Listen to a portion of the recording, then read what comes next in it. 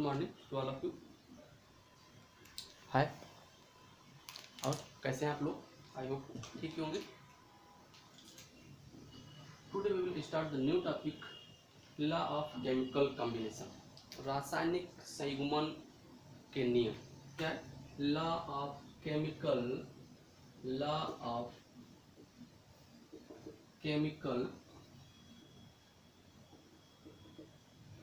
Combination. दोस्तों इसमें क्या बताया गया है? इसमें बताया गया है कि जब दो या दो से अधिक रिएक्टेंट एक दूसरे से रिएक्ट करते हैं,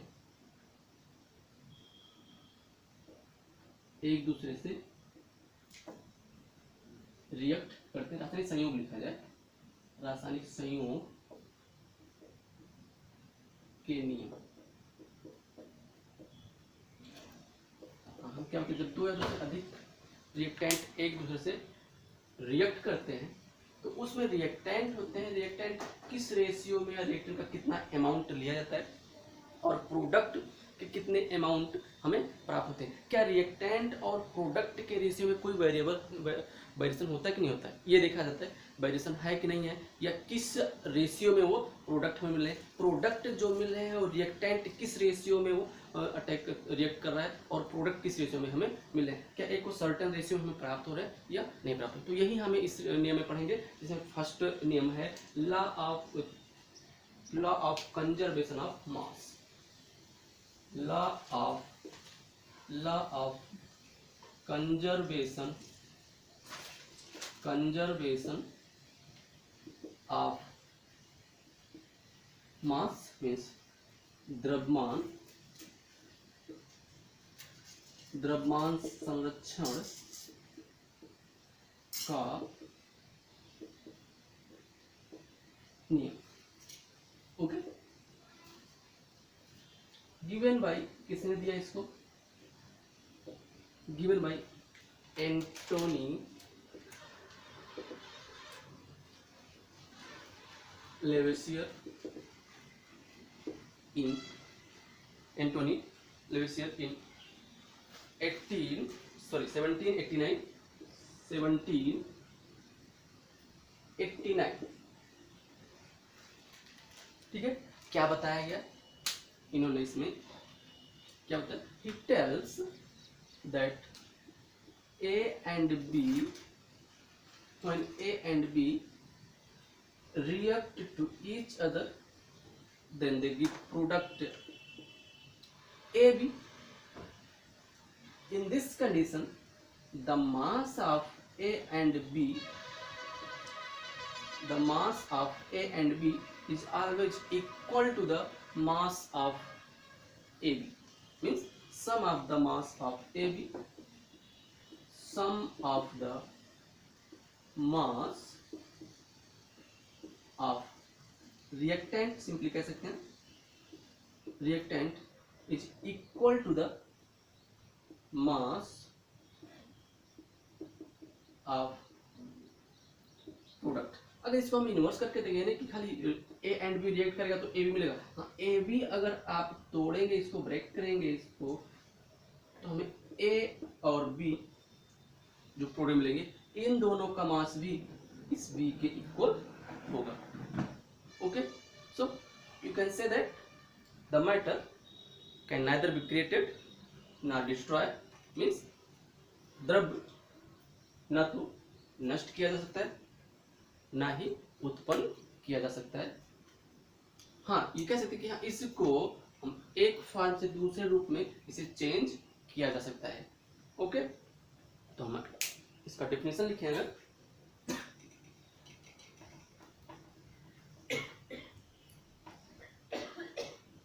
matter can neither be created, matter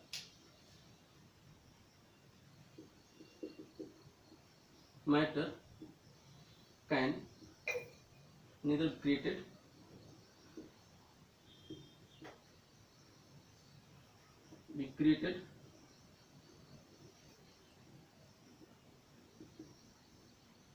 nor destroy, not destroy in all the physical and chemical change, in all the physical and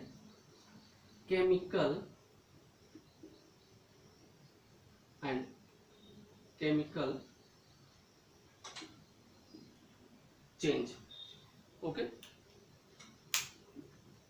सभी रासायनिक और भौतिक परिवर्तन में मैटर ना तो चेंज किया जा सकता, नष्ट किया जा सकता है, और ना ही डिस्ट्रॉय किया जा सकता है। हाँ, इसको एक फॉर्म से दूसरे फॉर्म में हम चेंज कर सकते हैं, अर्थात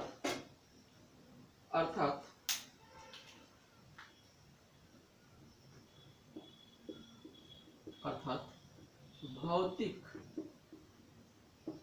और रासायनिक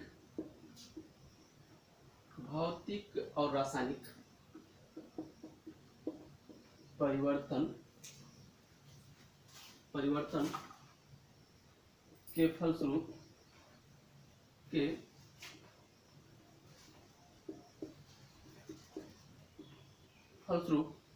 भौतिक परिवर्तन के फलस्वरूप द्रव्य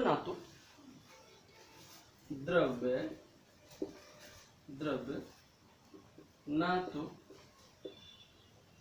नष्ट किए जा सकते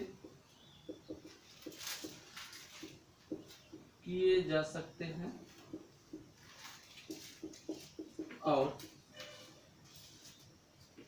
ना ही उत्पन्न किए जा सकते हैं। ओके, अर्थात भौतिक और रासायनिक परिवर्तन के फलस्वरूप द्रव्य ना तो नष्ट किए जा सकते हैं और ना ही उत्पन्न किए जा सकते हैं। ठीक है, आइए हम देखते हैं। When, फॉर एग्जाम्पल आप देख सकते हैं,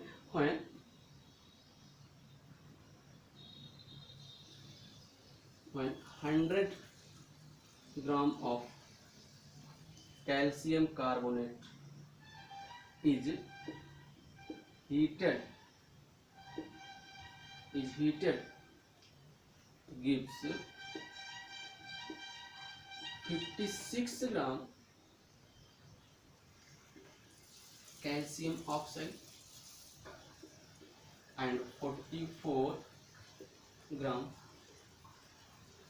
CO2. 44 gram CO2.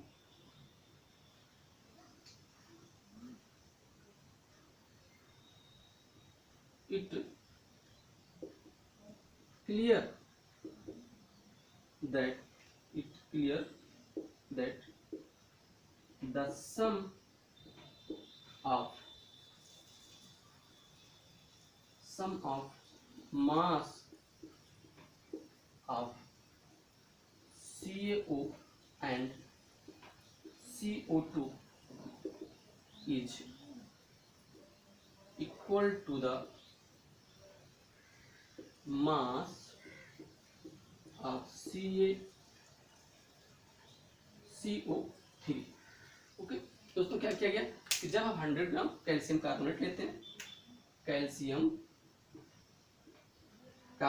हैं और कैल्शियम कार्बोनेट को हीट किया जाता है, क्या करते हैं, हीट करते हैं, और क्या मिलेगा, CaO प्लस CO2 कितना लेते हैं, 100 ग्राम,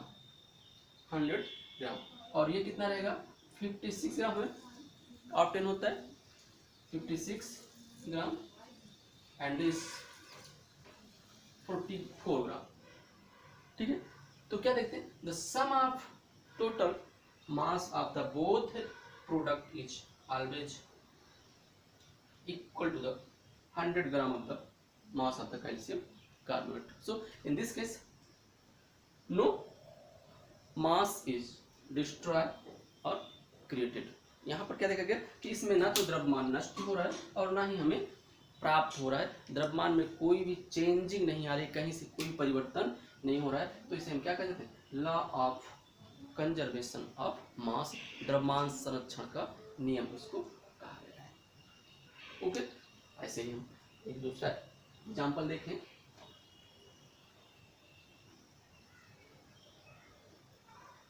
क्या ले, अगर हम सिल्वर नाइट्रेट लेते हैं, क्या लेते हैं, सिल्वर नाइट्रेट, सिल्वर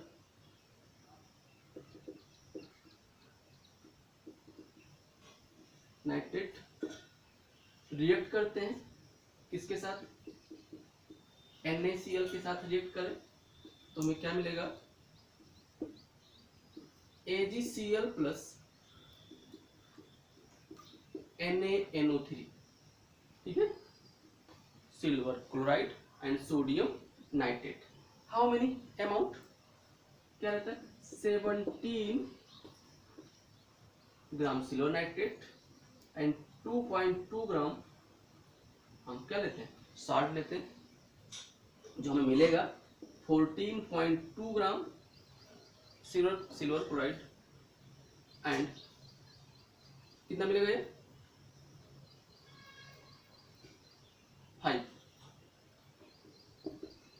5 ग्राम सिल्वर नाइट्रेट हमें, सॉरी 2,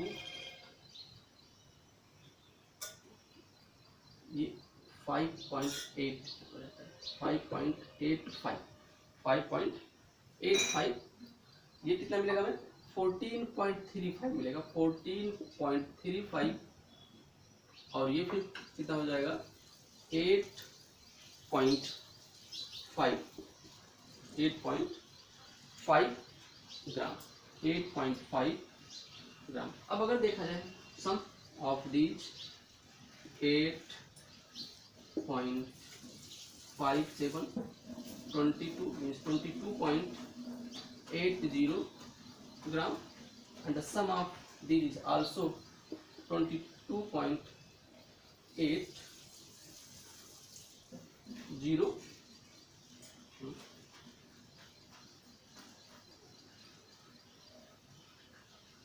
So 85 होगा, ये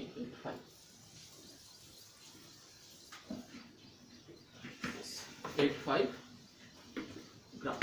तो देखिए यहाँ पर कि total mass of reactant and product is always equal, ठीक है, यहाँ पर टोटल मास क्या है, इक्वल है किसके, दोनों के, तो यहाँ पर कोई भी कमी नहीं हो रही है और ना ही कोई भी इसमें कहीं से इंक्रीमेंट हो रहा है, तो क्या है, दोनों कांस्टेंट हैं, ठीक है, दोनों ही निश्चित है यहाँ पर, तो हम इसे क्या कहेंगे, law of conservation of mass. ठीक, ऐसे ही एक और एग्जांपल ले लेते हैं, सोडियम बाइकार्बोनेट, सोडियम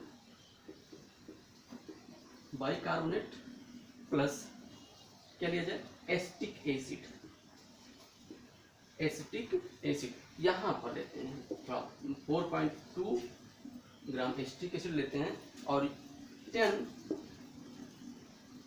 ग्राम क्या लेते हैं, एसिटिक एसिड,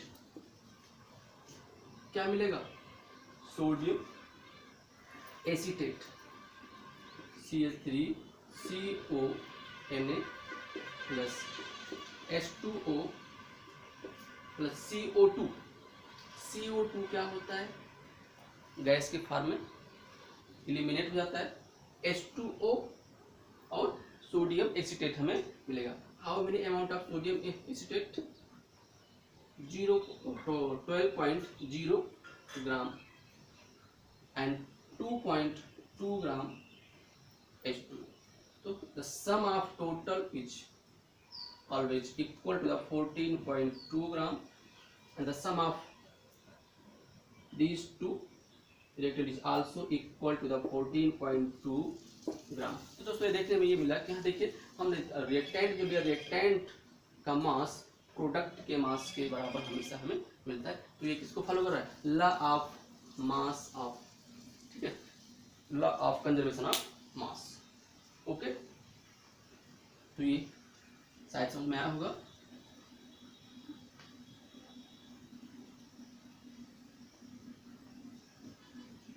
अगर समझ में आए तो लाइक, सब्सक्राइब और शेयर करना ना भूलें, जरूर कीजिए।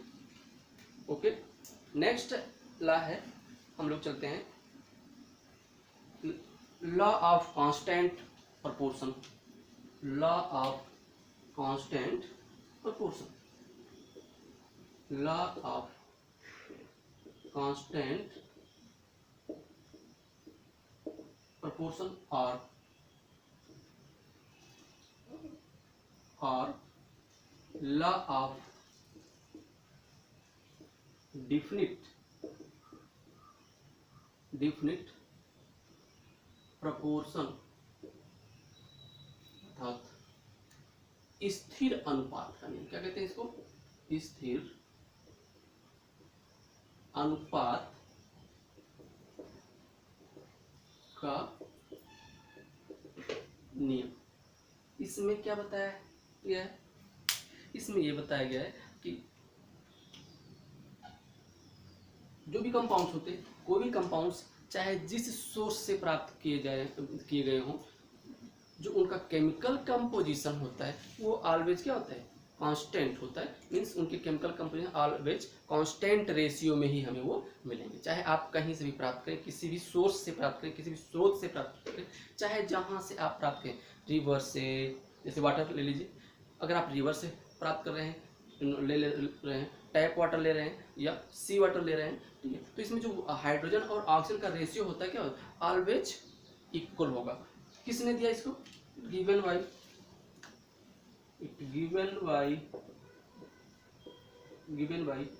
Joseph Proust.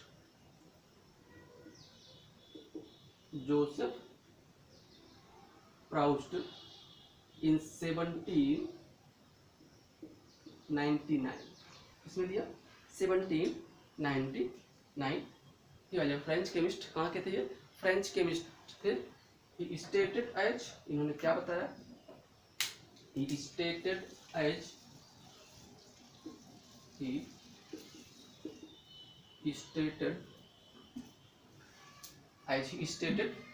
a given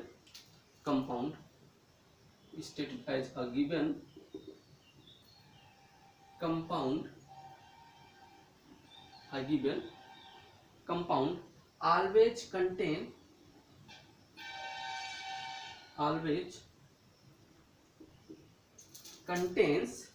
exactly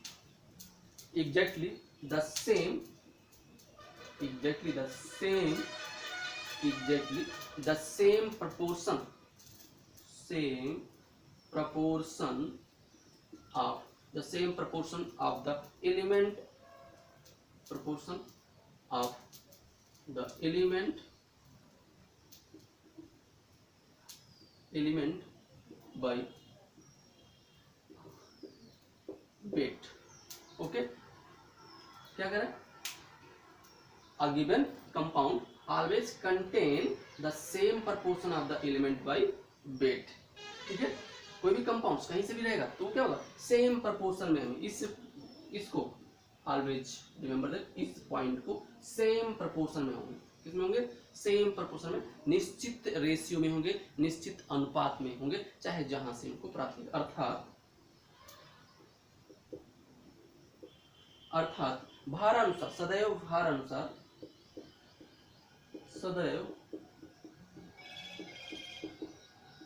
अनुसार एक निश्चित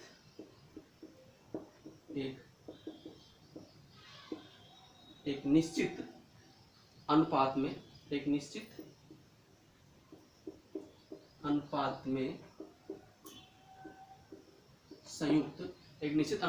संयुक्त निश्चित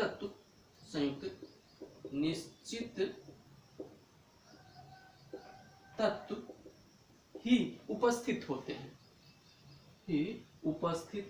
निश्चित तत्व ही उपस्थित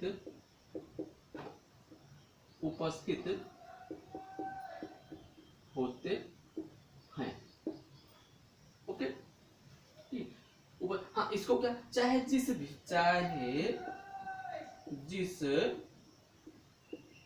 स्रोत से क्या किया जाए? प्राप्त किया जाए। आइए देखते हैं क्या लेते हैं, ले लेते हैं यहाँ पर।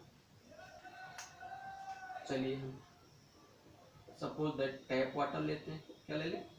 Tap water, sea water, river water, river water, rain water, rain water, और क्या ले लें?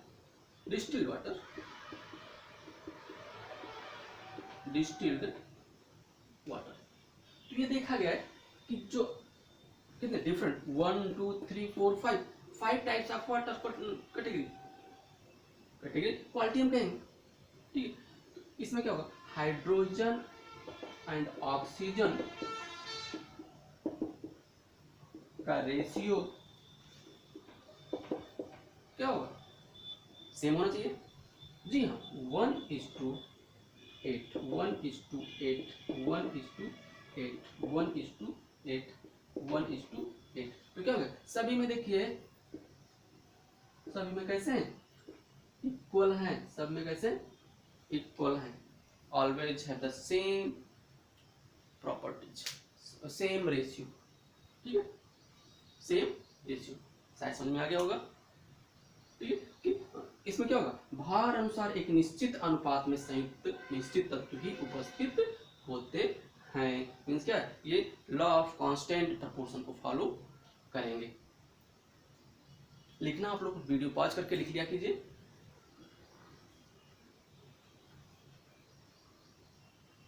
ऐसे हम एक और ले लेते हैं प्योर CO2 के बारे में। आइए हम लोग बात कर लेते हैं प्योर CO2।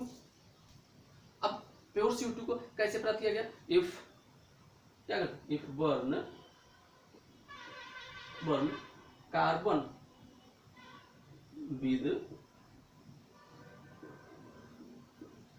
ऑक्सीजन। क्या करते हैं? कार्बन को हम ऑक्सीजन के साथ बर्न करेंगे। Means C+O2 gives out CO2, gives out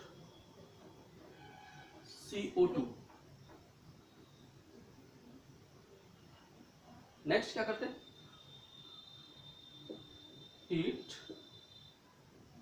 of when heat the CaCO3 calcium carbonate को अगर हम हीट करते हैं, जब अगर हीट करेंगे तो हमें क्या मिलेगा? CaO plus CO2। एक मिनट, हीट द CaCO2, तो हम यहाँ CaCO3 क्या मिलेगा? CaO plus CO2। और ठीक ऐसे ही क्या करते हैं? when marble is heated with dilute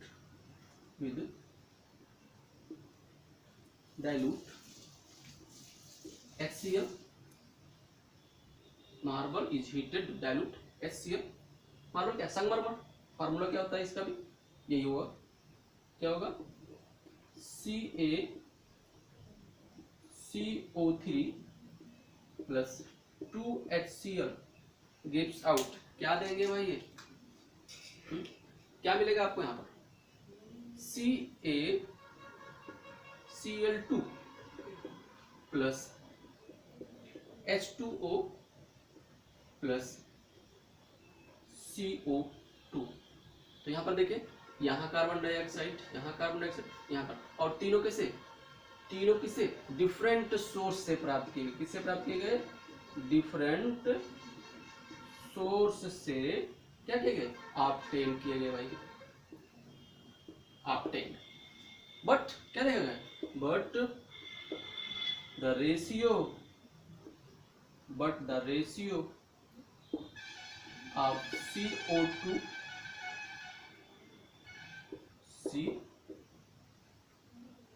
ratio of C carbon and oxygen, carbon and oxygen in CO2 is always क्या होगा, कांस्टेंट होगा। यहाँ पर क्या होगा 3:8, 3:8 सभी।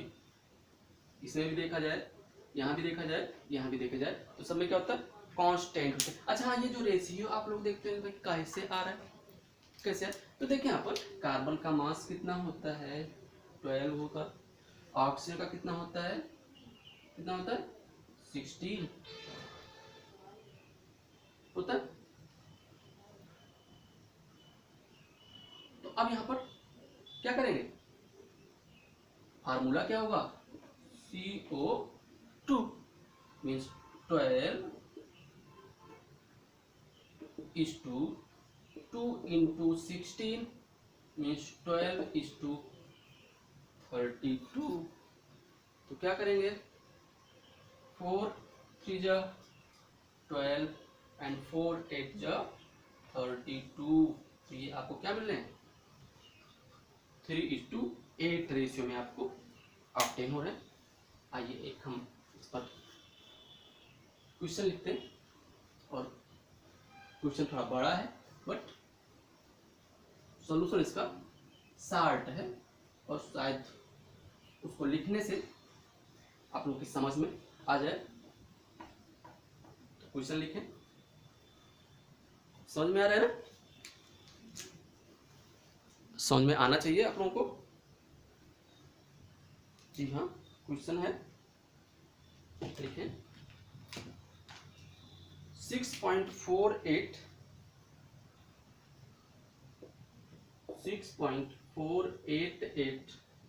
ग्राम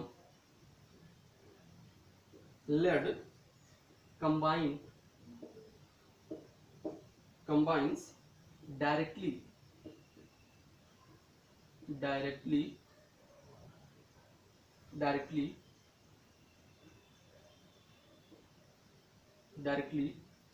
with 1.002 gram of oxygen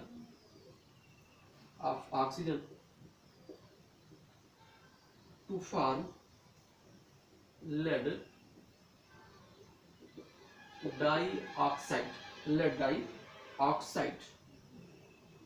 PbO2, क्या PbO2, lead dioxide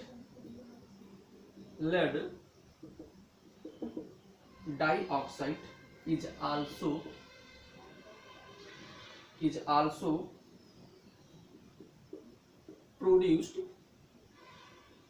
also produced lead dioxide is also produced by heating lead nitrate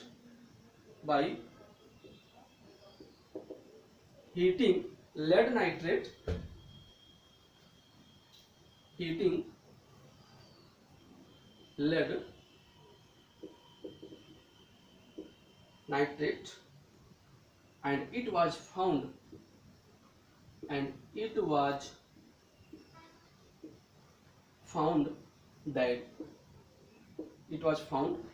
that the percentage of oxygen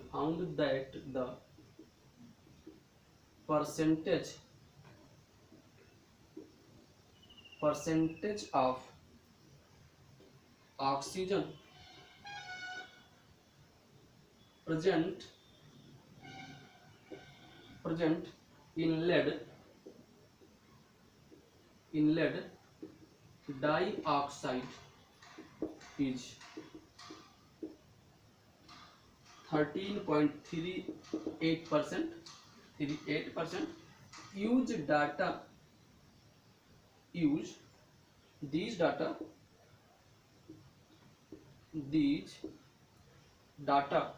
to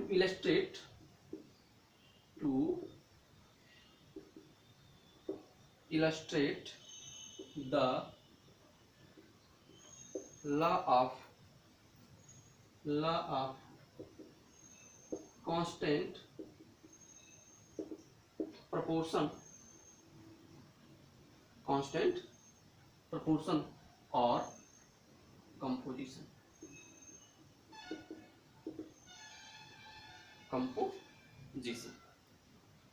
okay, तो क्या कह रहा है इसमें कि कितना 6.48 ग्राम लेड किसके साथ 1.02 ग्राम ऑक्सीजन के साथ कंबाइन करता है और क्या होता है लेड डाइऑक्साइड बनाता है। ठीक ऐसे ही क्या किया गया, लेड नाइट्रेट को क्या किया गया, जब हीट किया गया तो क्या मिलता है लेड डाइऑक्साइड यहां पर मिलेगा। ठीक है, तो जो लेड डाइऑक्साइड जो मिलता है उस लेड डाइऑक्साइड के साथ में जो ऑक्सीजन का परसेंटेज है वो क्या है 13.38 ग्राम है। तो ये कह रहा है इसमें कि जो 13.38 ग्राम लेड डाइऑक्साइड में ऑक्सीजन का परसेंटेज हमें सिल्वर नाइट्रेट से प्राप्त लेड डाइऑक्साइड में मिला है, क्या वही यहाँ जो लेड और ऑक्सीजन डायरेक्टली कंबाइन करके लेड डाइऑक्साइड का प्रिपरेशन करते हैं उसमें भी मिल रहा है। इसी को आपको प्रूव करना है। ठीक है, और तो कर दीजिए। क्या करेगा भाई, PB directly combined with oxygen, lead directly combined with oxygen and gives out PbO2 lead dioxide. Okay, so in this case क्या हो जाएगा, the mass of lead dioxide, the mass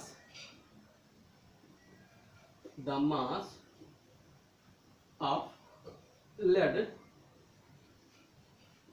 dioxide PV कितना दिया गया 6.488 ग्राम प्लस ऑक्सीजन कितना है 1.002 gram and combined with each other gives कितना देंगे, ऐड कीजिए तो 0 आ जाएगा 820, फिर कितना हो जाएगा 9 4.6 एंड 1 7, तो 7.49 ग्राम क्या मिला है लेड डाइऑक्साइड आपको मिल रहा है। ठीक है, सो दैट अब इससे क्या मिला कि इसमें 7.490 ग्राम में ऑक्सीजन कितना प्रेजेंट है 1.002 ग्राम, तो इसी का आपको क्या निकालना है परसेंटेज निकालना। so that 1.002 gram oxygen present in 7.490 gram PbO2 0 gram PbO2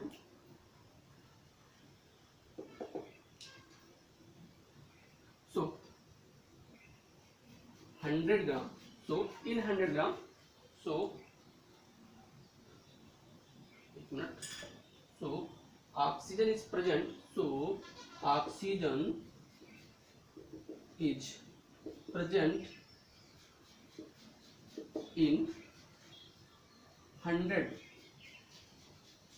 gram PbO2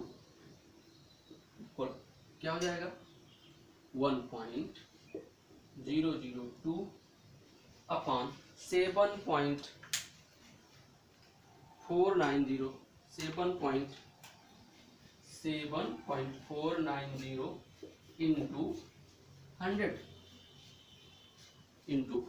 अगर आप इसको क्या करेंगे, इसको कट करें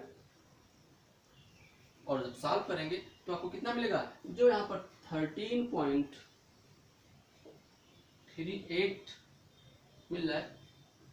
ठीक है, 38 ग्राम और क्या होगा और 13.38%, तो कितना मिला आपको 13.38%, जो किसके इक्वल है 13.38%। ठीक है, it illustrate that the law of chemical combination में क्या होगा, लॉ ऑफ कांस्टेंट प्रोपोर्शन। ठीक है, मीन्स में क्या कि हम चाहे जिस सोर्स से प्राप्त करें उसके मास ऑलवेज क्या होते हैं, कांस्टेंट होते हैं। लिख लें, and the other experiment is have 13.38, so it illustrate that the law of constant proportion, किसको, लॉ ऑफ कांस्टेंट प्रोपोर्शन को ये प्रूव कर रहा है। ओके, दैट्स ऑल, आज के लिए बस इतना है, थैंक यू।